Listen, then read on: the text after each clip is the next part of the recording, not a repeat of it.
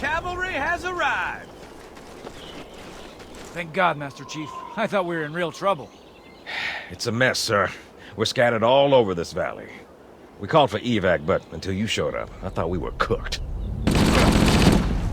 No, you're still cooked. While playing through Campaign Evolved over the past week or so, I thought about doing a quick little review of it on my channel, going over the usual pluses and minuses and what my overall impressions of it were.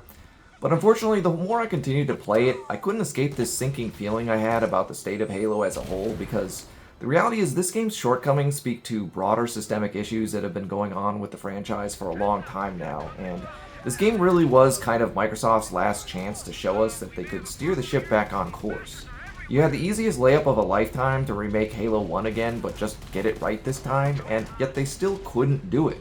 And it just makes me feel sad at this point. Halo is a storied franchise that was a big part of my childhood growing up, and it deserves better than this. But it really does feel like this is the end of the line for Halo once and for all. They've had too many missteps now, and it doesn't seem like the ship can be righted at this point. It's the end of an era.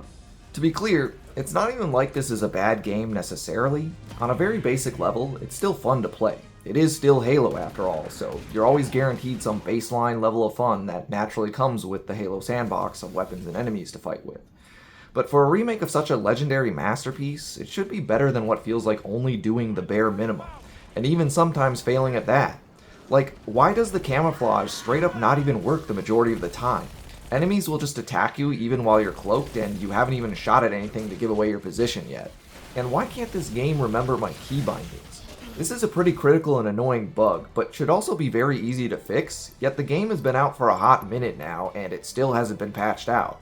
I have to spend a couple minutes rebinding my keys over and over again every single time I restart the client.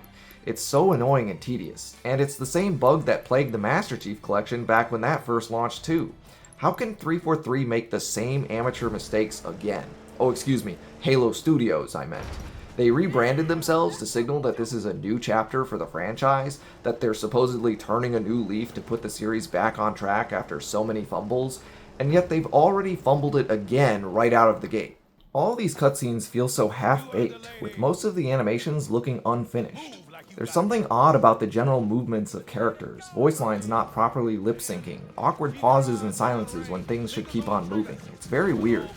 They really don't hit the same as the old cutscenes done by Studio Blur for Halo 2 Anniversary, which largely knocked it out of the park by contrast. It all feels so phoned in.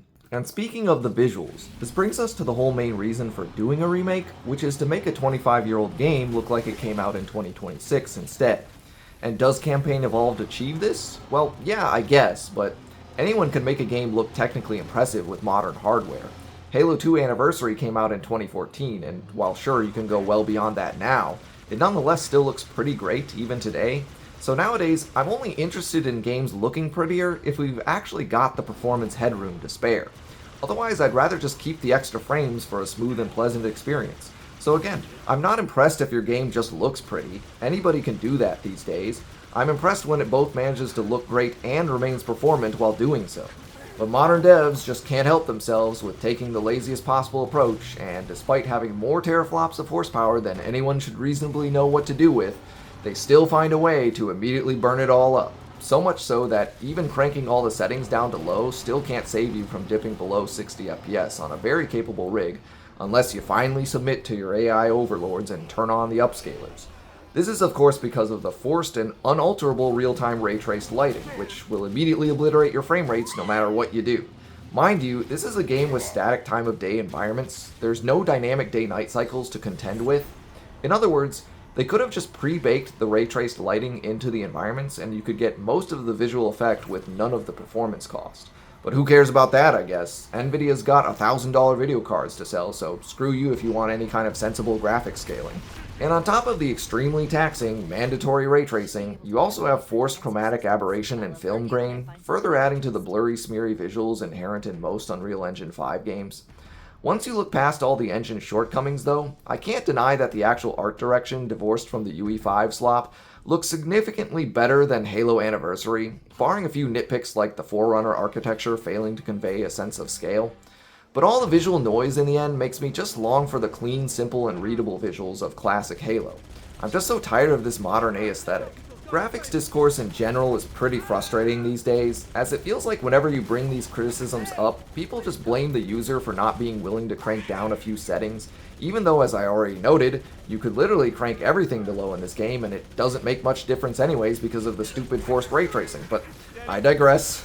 This is a topic I'd like to make a whole separate video on, but for the time being I'll just say that it really shouldn't be a hot take to declare that you should be designing games around the hardware that exists today, not the theoretical hardware that may or may not exist tomorrow, especially with Moore's Law being long dead at this point and AI companies being intent on pricing us permanently out of the physical hardware market. And that's all I'm going to say on this subject for now. It takes a special kind of arrogance to release the game in this state while still demanding that players log in with a Microsoft account just to play a largely single-player offline game where they explicitly stated they aren't adding any robust multiplayer components beyond a basic co-op mode. I'm sorry, Microsoft, but I don't think you are in the kind of position right now to disrespect your audience like this and waste their time jumping through account registration hoops when they're already in a pretty sour mood about the state of the franchise as a whole, and the game itself isn't even worth the hassle. I don't think these corporate suits realize how much little things like this actually can make the difference between whether someone even bothers with the game. Because even if in theory it may not seem like that big of a deal, I think it still says something about the contempt you hold for your own audience that you feel the need to herd us around like cattle and dangle Halo like a carrot on a stick just so you can extract your precious telemetry and data mining bullshit from us. Just piss off and let me start the damn game, honestly. Halo is in no position to be pulling these strong-arming tactics when the series is already in such a precarious state as it is.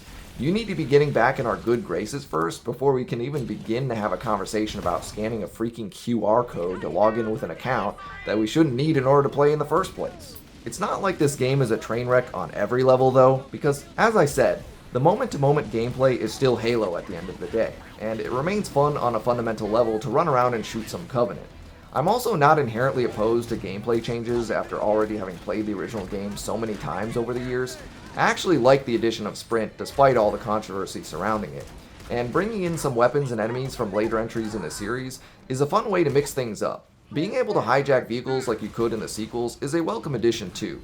But I did run into some occasionally weird behavior from enemy AI, and the game generally lacks the same careful difficulty balancing that made classic Halo's combat so satisfying. In my opinion, no other first-person shooter had more perfect difficulty scaling than original Halo CE because instead of just padding out enemy health and increasing damage, it actually made enemies fight more aggressively, shoot faster, and play smarter. They didn't deal more damage to you simply because each individual plasma shot hit harder as you moved up the difficulty scale. Rather, they were pulling the trigger faster and aiming more precisely, and that was the real reason why you took more damage on higher difficulties, so it felt more fair when you died. Not so much with this release. It has a lot of the same shortcomings of the sequels with lots of cheap ways for you to die from a one-hit kill or a sudden burst of damage you couldn't possibly see coming on the higher difficulties. So in the end, while the game isn't a total disaster, there's so many little things that get in the way of its core fun factor that it sort of becomes a death by 1,000 cuts. The more I played it, the more it actually made me want to go back and play the original Combat Evolved instead. So I did, and ironically I completed a full playthrough of that game before swinging back around to finish this one because that's how much I was enjoying myself just going back to the real OG. Contrast this with the other recent remake that came out for Star Fox. That game on the other hand felt so good to play that it actually made me reluctant to go back to the original because I was having so much fun with the remake. So when all is said and done here, it's just really disappointing to see the current state of Halo. What should have been a celebratory return to form for the GOAT instead mostly amounted to a careless shrug. There's simply not much excitement around this release, and the fact that it took them 5 years after Halo Infinite to produce this game and it still came out in this unpolished state really does not instill confidence in the future of the series.